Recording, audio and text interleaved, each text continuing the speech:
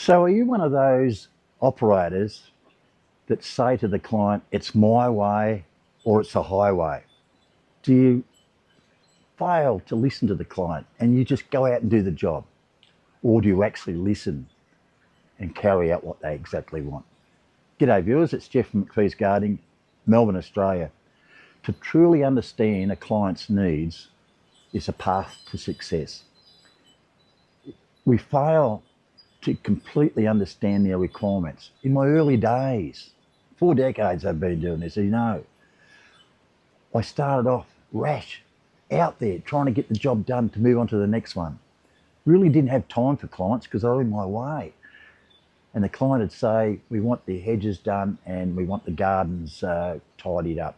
Yep, not a problem. In there, in and out, gone. Now, the client paid, the client might have been happy perhaps, but at the end of the day, when I learnt not to be brash and not so much arrogant, but getting out there and treating the customer as second rate, I realised that I wasn't providing what the customer wanted. And it's like yourself when you get a job done around the house, you get a tradesman and you want something done. And when it doesn't meet your expectations, you get disappointed. I'm not going to get you back again. And the same thing with us when we're dealing with a client. If we don't listen to their needs and we don't carry out what they want, it's going to make it difficult. We think we know everything. We run a business, we're gardeners. No one knows more than us. Why would a client know that? It's not about that. It's about giving the client the value, giving the client a solution to the problem, and then continue to help them with that problem and fix it. They don't want a band-aid. They don't want us to rush in, do the job and go. A good client doesn't want that. So a good client doesn't base his decision on price.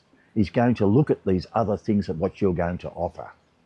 And of course we think, some of us think the clients, we're going to be the problem solver, we're going to be the hero, the Superman, and swoop in and fix the problem and off.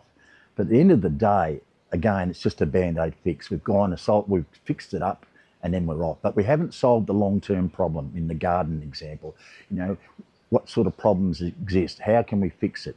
Take the client through the journey. But before all that happens, it's so important to listen to the client.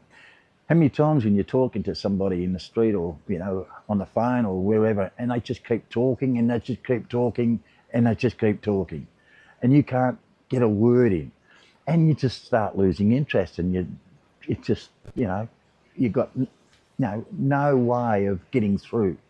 And all you want to do is look for that little opening, and as soon as they stop, you'll go, anyway, I'm going, because you don't want to deal with them anymore. So it's important when you're dealing with a client that you stop and you listen, ask them what they want, and let them explain. Let them explain the exact problem. Let them explain what they want at the end. So then you can work on solutions, you can work on long-term solutions, and you can work on what it's going to look like at the end.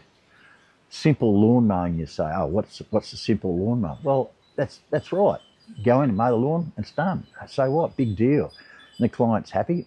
But a good client, he might want that lawn not just mowed, he might want that lawn, or she might want that lawn green, lush, looking really nice. So rather than just get in there and mow and just go on to the next one, look at treatment, look at lawn care treatment, look at something to build that lawn that looks fantastic. Because at the end of the day, the client wants to feel proud, a good client. Now, I must stop here right now. There's a difference between a good client and a client that doesn't care. And the client doesn't care, all they are looking for the cheapest price. If we want to stay in business and we want to do well in business, we don't want to have those clients. We might have to use them to build our way up, but at the end of the day, we've got to target that client that cares about their property. I have said this many, many times. The client that cares for their garden will pay for a premium service. You can provide that premium service by offering solutions. And whether it's just a basic lawn mow or whether it's a garden rejuvenation, there's a lot of steps you can take to take that client through the journey. Then what do they value? Well, I've learned over the years, they value you keeping them in the loop. They value you keeping them informed.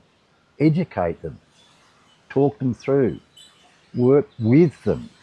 Don't just give them an end result with no journey that they can share with you. Now, they're not going to be out in the garden doing it with you, but at least explain step by step what's going to happen. Okay, it's simple lawn mowing, that's pretty straightforward. But maybe when you talk through that journey of mowing that lawn, we're going to come back and we're going to provide a lawn care treatment, fertilising and getting rid of the weeds, etc. We're going to take that client through a journey and explain to them what goes on. So they become involved, and they're not just looking at you as just in and out and you're finished. They're looking at you as a person that's going to solve the problem. It's going to make their property look good, and it's going to make their property so that they can actually enjoy it. And I know a lot of people don't estimate that as being important, and that's fine. But I tell you what, this long journey, I have learnt one thing, and I've learnt the fact that the people that care about their garden, there's so many things that you can provide, and there's ways of sharing that with your client by going through the journey with them, explaining what's going on. Just don't give an end result with nothing in between. It's the journey. It's like when you're born, you have a date. When you die, you have a date. In the middle is that dash. That dash has a lot of information. You're born on such and such day, you die on such a day, but what happened in that dash? There's a lot of things that happen in your life, and the same with the client going through the journey, having that place looking fantastic. They appreciate that you're treating them as number one, the most important part. They don't care about your other clients. They don't care what you've been doing at the start of the day, or what's going on in your life. They're only worrying about what they've got, and that's what you're there for. And it's so easy to say, well, stuff the client, I'm more important. Well, you can have that attitude, but you're not going to last. And treating the customer as number one, and these are, again, good clients, we treat them the right way. And if we do that, they're going to have that trust in us. They're going to engage our services on a long-term basis. To run a successful business, you need, I believe, and this is what I have encountered, you need the long-term customers to make your business successful. Turning over customers on a regular basis causes headache, causes heartache, causes stress, and it causes you to hate the industry. I've seen so many people leave because their biggest problem has been the customer, because they fail to understand what the customer's about.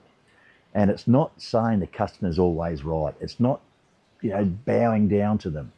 You talk to them same level, and this is where you're going to succeed. You've got to treat it as a result-orientated business, because we're going to come in there and we're going to provide a solution. We're going to provide results. So when the job's finished, whether it's just a basic lawnmower, or whether it's a garden rejuvenation, or hedging and pruning hedges, or roses, or whatever, you've provided an outstanding result to the client, and they're extremely happy with them. The ones that are not happy, majority of the times is because you haven't explained exactly what's going to happen. You haven't been clear in your communication, and that's the most important thing, is to communicate. Or you might just have that dud client, and we all get that, and it happens to me too. I've had some bad clients. We've mentioned in other videos about looking for red flags. Sort out the red flags. When you see one, move on to the next client. Move on to the client that really wants a result from you, wants to enjoy the journey with you, and wants to keep you as a long-term contractor. All right, viewers, we'll see you in the next video. Please share and like your comments. Do you have that attitude about providing communication, providing that uniqueness to that client? Or you're just one of these that can't move on, haven't got time, I'm here to make money and moving on. Look, we all got different opinions on it. That's just mine. See you in the next one. Thanks, bye.